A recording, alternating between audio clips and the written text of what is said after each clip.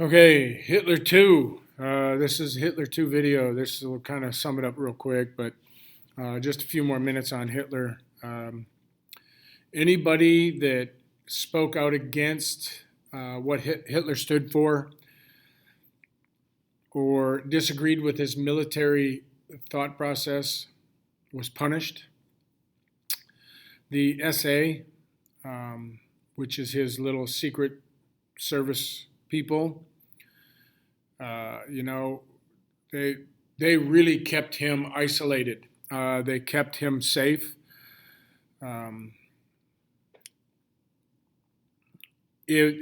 Anybody that was part of the SA that he originally formed prior to being named into political office that didn't agree with his Mein Kampf, his My Struggle whole work, were rounded up and executed, including Ernest Röhm, who was that was one of his boys when he was in prison. Röhm was running around with him when he was in charge of the DAP, or was part of the DAP, running around doing the beer hall talks, right? And then Hindenburg actually dies in 1934, and the chancellorship or dictatorship, if you will, of Hitler, the rest of the German government combined the presidency with this chancellorship, which is his being a dictator and having overthrown everything, okay? I know some of this is probably seen, well, gee, there's lots of pieces that are going to be talked about a little bit more.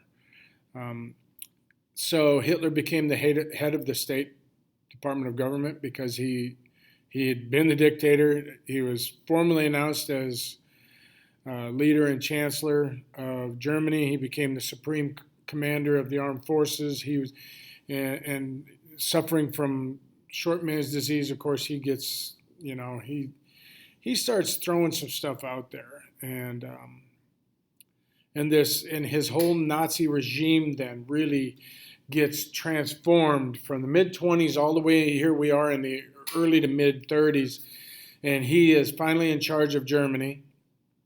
And the Nazism, this anti-Semitism, this Aryan race thing starts really. Here it comes, and it's on now because he's the boy in charge, right? He's the man, and he's going to make sure. Okay, and so the Nazi regime also included social reform measures. Hitler promoted anti-smoking campaigns across the country of Germany. These campaigns stemmed from Hitler's self-imposed dietary restrictions, which included abstinence from any type of alcoholic beverage and any type of meat, so he was a vegetarian. He would sometimes, to reinforce his thought process and reinforce his whole deal, would sit at large tables of large gatherings at meals and talk about the unruthless slaughtering of animals in hopes of shaming some of his fellow diners into not eating meat. And this was worldwide. Anytime he sat on a world stage, he would do stuff like this. And really, here comes the Aryan nation thought, and I'll give this to you fairly quick. The main Nazi concept was the notion of racial hygiene, and racial hygiene was the fact that they outlawed or banned marriage between non-Jewish and Jewish Germans. They said if you were a non-Aryan, German citizenship be gone. So the Aryan nation was going to become the only German citizens allowed to practice citizenship, okay? Well, he also had this thought, by the way, that he actually he didn't like people that were mentally or physically challenged. And he didn't like Jehovah's Witnesses. He didn't like unions, even though he had been part of the German Workers' Union Party, right? But because, okay, whatever. Um, he didn't like people from neighboring countries. He didn't like known communists, especially Russian communists. He was outwardly opposed to homosexuality. And he threw a lot of these people into these concentration camps. The physically and mentally challenged were actually executed. Um, it didn't matter if they were children, adults, or elderly adults. They all fit into the same category. So you can see this guy is ruthless. He's a bad guy. In 1938, before he actually really started the war, Time magazine in July of 1938 named him Man of the Year because of the outward appearance of what he did to turn around the economy of Russia, or I mean Germany. Gosh, guys, sorry, because of his turning around of what was going on in Germany economically and politically, and getting support, and I think most people were just kind of accepting of him because they didn't want to irritate him. You know, you don't want to poke the mean animal because you might get bit, kind of thing. So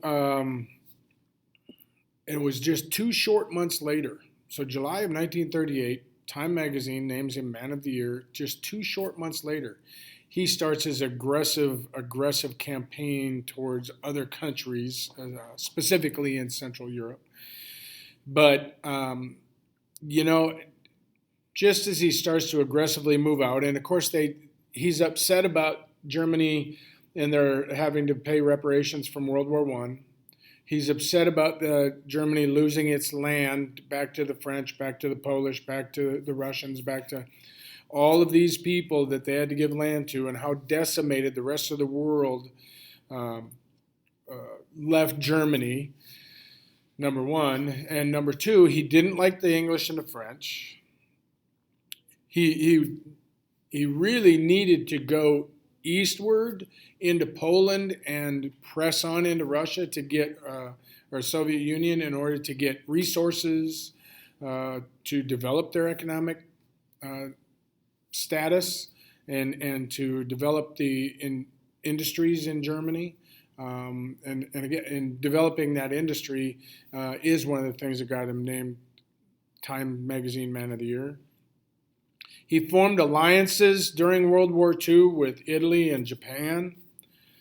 And this alliance was known as the Axis powers, AXIS, the Axis powers, okay?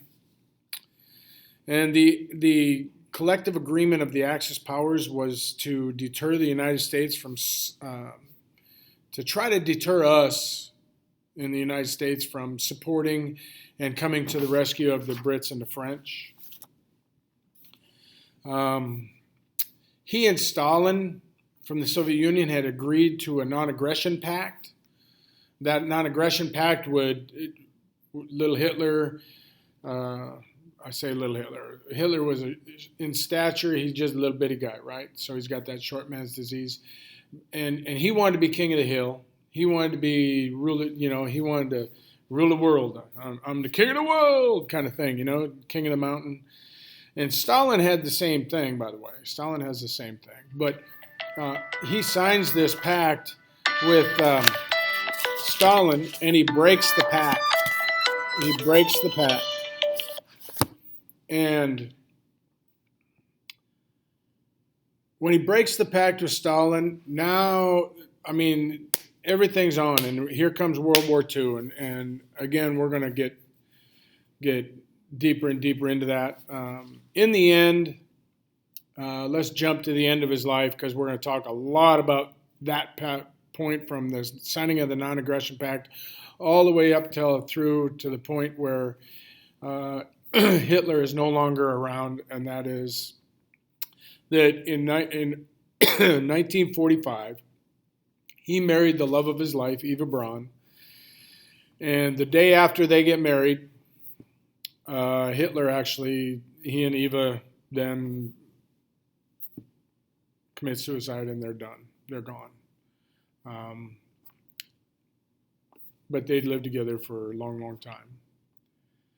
I will read this to you. Hitler's policies inflicted human suffering on an unprecedented scale and resulted in the death of an estimated 40 million people, including 27 million Soviets.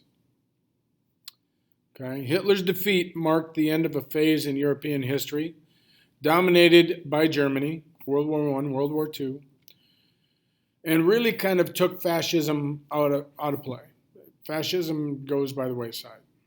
So there's Hitler too.